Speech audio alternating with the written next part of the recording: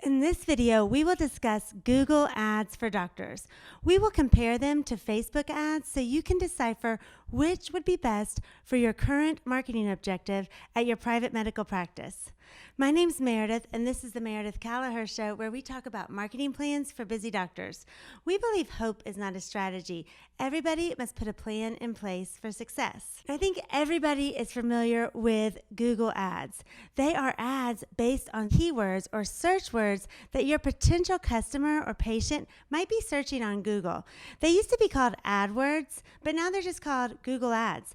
And they're the sponsored results that we see after we search for something on Google. You know what they are, right? And if you didn't catch my video last week, we went over everything Facebook ad. Now remember, Facebook ad campaigns can be both on Facebook or Instagram, but I'm just going to say Facebook ads for this video. They're a little different than Google ads because they're not just text. They can be video or photos. They'll have words, and they show up in your newsfeed or in your stories on Facebook or Instagram. They've recently also been showing up in Facebook Marketplace, but we know they're ads when they have the word sponsored in them. Now, there are a few similarities in these types of ad campaigns. They both offer instant results, meaning once you set up your campaign and it's approved by the platform, very soon afterwards, later in that day, you can start seeing results from your advertising campaign. They both offer advanced tracking and targeting features. These ads both allow us to get very specific about who we are putting them in front of, and it lets us target their results so we can manipulate them and change them if we're not pleased with how our investment's performing in these ad campaigns. I made a little chart to highlight some of the differences to help you make a better informed decision where you might place your money. Like any advertising or marketing tool, you always have to ask yourself, what is my objective? What is the result that I want? Do you want more patients in the door? Do you want to sell a product?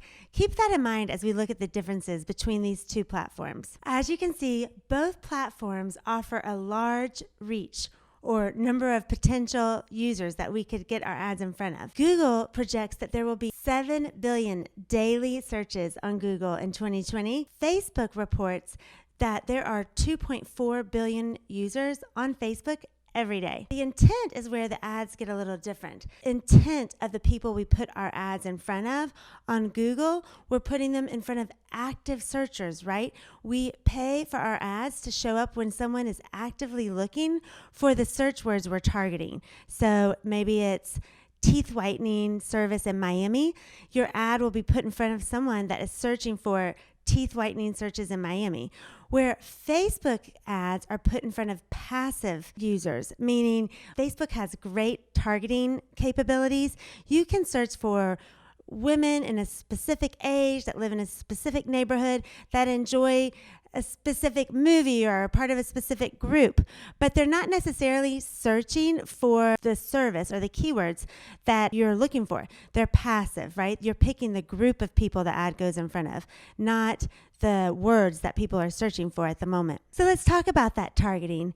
In Google, you can target keyword, location, the device that people are using. Are they using their laptop or are they using their mobile phone? You can target the time of day they might be searching. It's got limited demographics as well. Where Facebook, you can search location, where someone lives, their interests, their behavior on Facebook or on the internet. Lots of different demographics options and custom audiences. What's awesome about custom audiences is that you can select multi-dimensional behavior characteristics and location characteristics as a custom audience, meaning you don't just have to look at all 45-year-old women in Miami. You can say 45-year-old women that listen to a certain podcast or have similar interests like yoga or Pilates or organic foods. The targeting techniques on Facebook really are unbelievable. As I mentioned earlier, the format of Google ads are mostly text, but on Facebook ads, they can include text, images, or video. Now, the outcome of the ad, the result that you're looking for on Google, is usually almost always a click or sometimes a click to call. But on Facebook, you can strategize for many different results. You could have users interact with your ad by maybe watching a video. You could get them to click. You could have them like a post or register for an event. Because there's so many different results that you can get on Facebook, in Google, what you pay for is the click, but on Facebook, you can actually set the ad up and pay for it in different ways. You could pay for impressions on the ad. You could pay for how many people they show the ad to, the reach. You can pay for the click. You can pay for the like. You can pay when people go to a landing page or view a landing page. You can pay when someone downloads something. It's amazing. Now, as you can imagine, because Google ads are put in front of hot leads, people that are actually searching for the terms that your ad is addressing, and Facebook ads are only put in front of passive people, Google ads are quite a bit more expensive. EtnaInteractive.com, a medical marketing company, they report that in 2019, a Google ad result cost about $80 per, while a Facebook ad result was about $12 per. And this is in the medical field. And remember, this is the result. So on that Google ad, it could mean it will cost you $80 just to have someone click to your website. And then when they get to your website, you have to sell them on the purchase of whatever you're selling, right?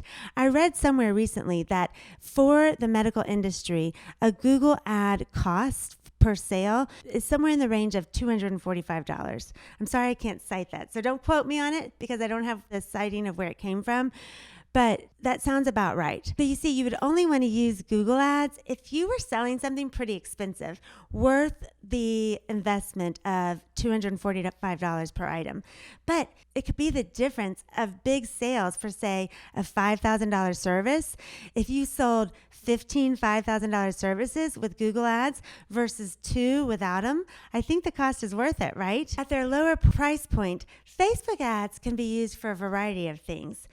Facebook ads would be great for branding, just to get your name out there to a larger audience, those that aren't your patients yet. They also are great for getting new patients in the door. For that to work, and I went over this in last week's video, it all comes down to the offer.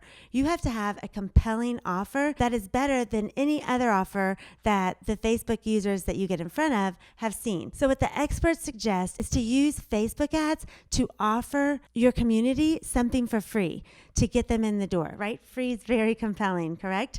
So you might offer a free medical service, maybe a free eye exam or a free teeth whitening.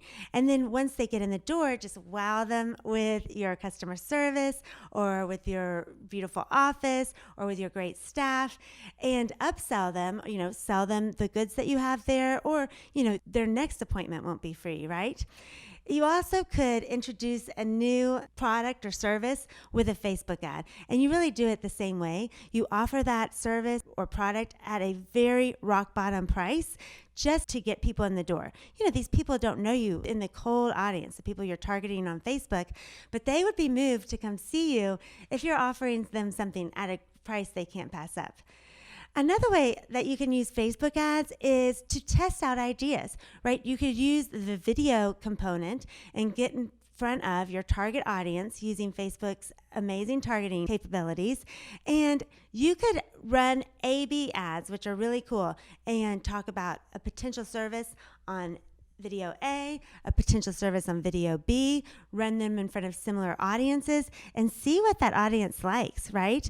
And then from there, decide on what your next service offering might be. It's really cool, and Facebook ads work at a price point when you can do that. What's interesting about Google ads and Facebook ads is that experts report that they actually work really well together. So maybe a way to cut down on your Google ad costs is to run both of them at the same time.